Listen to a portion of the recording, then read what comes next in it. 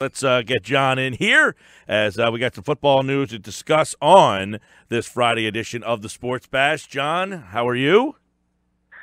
Doing well. I think the headline today is there is no honor at 97.3 ESPN. That's right. The man is stealing pretzels, you know. Yeah, well, don't get me started because they kicked us out of the Eagles cafeteria last year, so I'm still fuming about that. They kicked you out of the they kicked you out of the cafeteria? Yeah, we're not allowed to eat in there any longer. Because God forbid we make eye contact with somebody who works in the organization. Well, it's a Super Bowl move right there. But you're allowed to use it, John, right? You can purchase food there. You just have to eat somewhere else? No. They have barred us from the cafeteria. Oh, boy. As of last year, they barred all the media. Was this like a place where they felt like you guys were mingling with the players and getting in, like that stuff was getting out there? No, we were never allowed to eat in the cafeteria. As Pete said, we could buy the food and take it elsewhere, and we would have to leave the cafeteria. We couldn't eat, and we would never eat with the players anyway. They were always practicing, and that's when they would allow us in. But they no longer allow us in, so yeah, it's tough. It's been tough for all of us. That happened to us, John. We went up back in the TV 40 days before TV 40 closed. We went up and somebody said, well, why don't you eat in the cafeteria? You can go get the food in the cafeteria. So we took our food and looked around, and let's just say there was one prominent radio personality that was sitting the next table away. So we saw him there. He has a beard. We saw him there. So we said, all right, you know what? We'll sit down. No problem. Right. And then he works for the Eagles. Yeah, I forgot about that. But somebody came over and politely, who also no longer works for the Eagles now and is in Buffalo, came over and kind of politely told us, like, hey, man, you're not supposed to be eating in here. And so we literally both grabbed our trays, like, to get up. And he's like, no. You can stay here and eat for now, but next time you got to take your food out. I love our veiled stories. It's tough to figure out who we're talking about. That's true. By the way, John, you who used to write for, what, WWE Magazine, correct?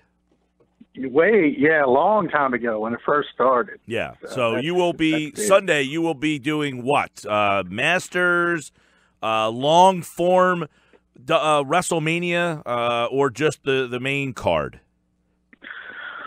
You know me, Mike. I'm the only thing I was telling Josh, the only thing that could change me from paying attention to WrestleMania is if Tiger somehow makes a run. Then I would sort of go back and forth. But that's it. Other than that, it's April baseball. I mean, nobody needs to pay attention to April baseball. Yeah, now Pete Thompson has extended an invitation for me to go to the Phillies game, which I'm very gracious for. But I told him, Pete, it's WrestleMania Sunday, which means that's a long day to drive to Philly, do the game, come back. I got to be able to stay up probably from about 5 p.m. to around, midnight-ish?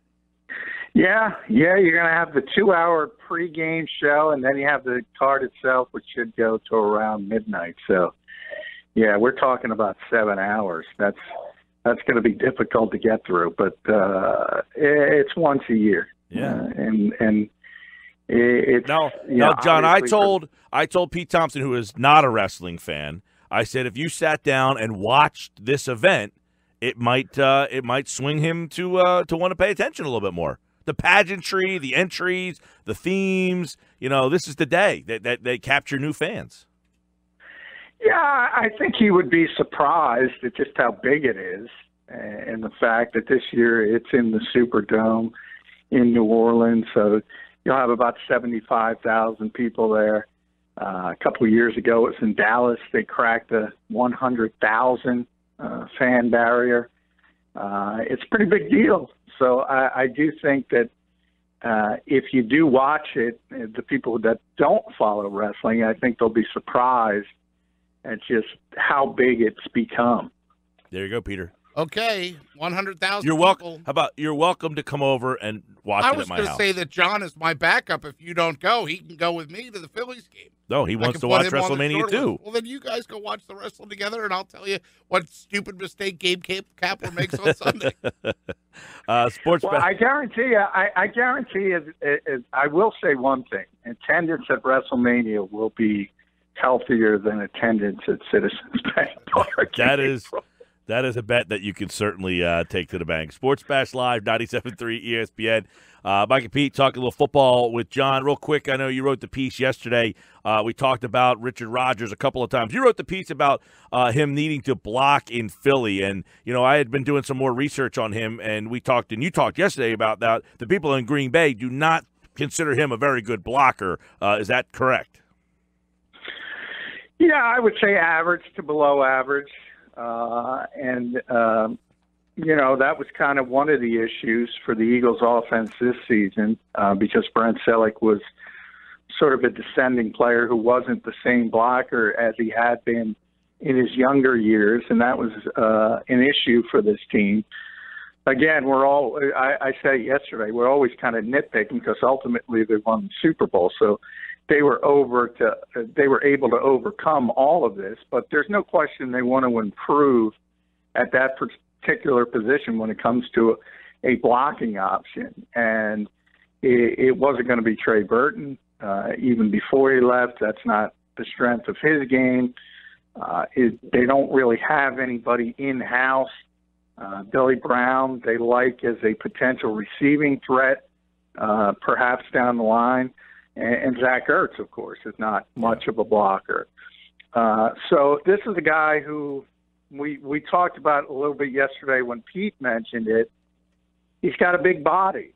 So maybe you get him in here and you coach him up and you teach him a little bit, and maybe he develops into above-average blocker. He's never going to be Mark Bavaro, but I think that's the hope, is that the Eagles – were able to get a veteran player who's played a lot of football. He's versatile. He's done a lot of things in Green Bay. Mentioned that today. I was going to say in your article, it talks about that he's played some fullback. He lined up in the backfield. He's spread out. So you could get creative with him. Now, the one question I would have on with that as well is, Green Bay, did they have a guy? I feel like he was the guy they thought was going to be their guy a couple of years ago, at least, and he had a good year a couple of years ago in the receiving game. Yeah, well, the problem is he's got poor speed, and even coming out of Cal, he had poor speed in the combine. I think he ran a 4.87, so he's not very fast. And if you're not very fast, you're not going to get a ton of separation, and that's been the issue with him as a receiver with the Packers. Now, I always talk about Aaron Rodgers can pump up anybody's stats, and that's what happened. But even if you look at, even though he had a high volume of catches, the yardage wasn't there. He wasn't getting downfield, but he was a red zone threat, and he's 6'4". You can tell by the Hail Mary, he can go up and get the football. He can high point it. So he can do some things that way. What he can't do is sort of the things that Zach Ertz does so well, and that's press a defense, with his speed and his ability to get down the field as a tight end. He can't do that, but you don't need him to do that. And I think half of the battle here is to just convince him, and this is what you say about a lot of young tight ends, especially ones who are big like Richard Rodgers. You sort of got to get them to want to block and say, this might be your niche to be a long-time player in this league that lasts 10, 12 years. Yeah. If you can use that, you can be a very effective weapon and a very effective part of an offense. Hey, I'm glad you brought that up because, a buddy of mine, Anthony Becht, who played tight end in the league, he was a first-round pick. People were still calling 6 and 37 years old because he could block. I mean, and he was getting that one last paycheck. He was hanging around getting a couple of paychecks based on the fact that he could block. Yeah, because there's so few that can do it now. And it all stems from the fact that they're not asked to do it at the college level all that much any longer. Everybody's asked to catch the football, and it's all spread offenses. And in the NFL, especially for situational football, they always want a blocking option at tight end, and there's very few to choose from. So you kind of, you kind of project. You try to find a guy who's got the body type to at least be able to handle it. If you could teach him the technique, if you could teach him wanting to do it and embracing the role, I think the Eagles would have like better options. I don't think this was their first choice. But I do think they got a guy who has the physical ability to develop into a better blocker. And from there, they got to kind of figure out how to get that out of him.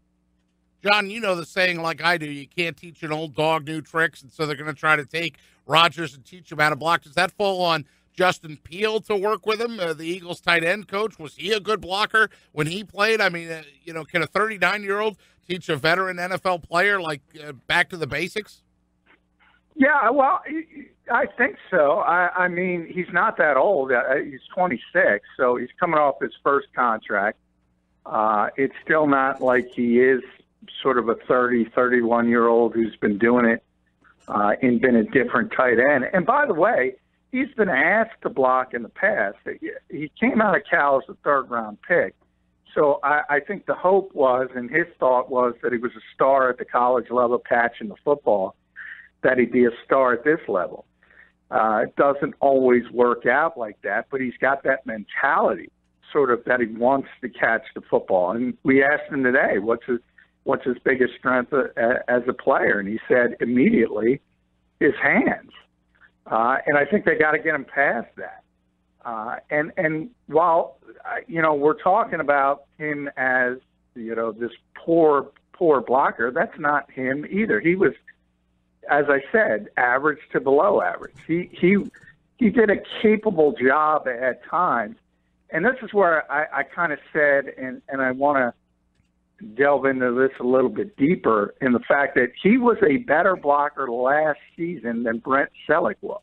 Now, he's not a better blocker than Brett Selleck in his prime, but last season, Brett wasn't very good. That was one of the issues the Eagles had, and one of the reasons they decided to move on. And that's what happens in this league. You get a little bit older, your skills start to decline. You're not the same type of player. So he's a slight upgrade on what they had from last season, but they want a bigger upgrade than that. They want a good blocker. And I don't think he's at that stage yet. And they'll still look in the draft and try to find that in other places as well. Former Eagle and Bill, Jordan Matthews, signs a one-year deal with the Patriots. So do you like the fit for Jordan Matthews? He lands in New England. Well, I love the fit. I kind of mentioned that yesterday. If I were Jordan Matthews, I would sign, because he had visited New England and he had visited Green Bay as well. I would have signed in one of those two places because of the quarterbacks. And they're going to get you the football. And let's face it, at 40 years old, I mean, Tom Brady, as effective as he's been, he's not going to scare teams stretching the football down the field. He's not going to be a vertical quarterback at this stage of his career. So he's extremely, extremely effective at those short to intermediate throws, and that's obviously the strength of Jordan Matthews' game. And I think he's going to have a big year statistically if he could stay healthy. Yeah, because he doesn't seem like he resembles the slot guys they've had there in the past. When you're looking at the smaller, quicker guys, who kind of Welker, that Amendola.